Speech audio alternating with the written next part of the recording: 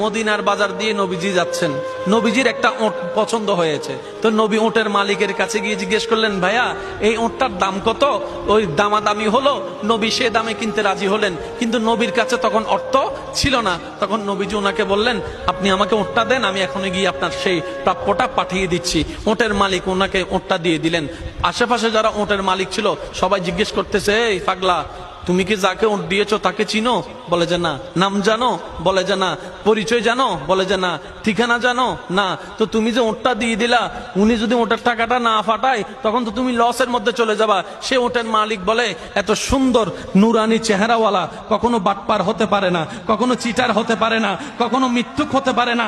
ওনার চেহারা দেখেই তো আমি ওট বিক্রি করার আগে মনটাই বিক্রি করে দিয়েছি, মনটাই বিক্রি করে দিয়েছি, মনটাই বিক্রি করে দিয়েছি। তোমরা যাই বলো, আমার মন বলে উনি আসবেই আসবে, টাকাটা পাঠাবে পাঠাবে।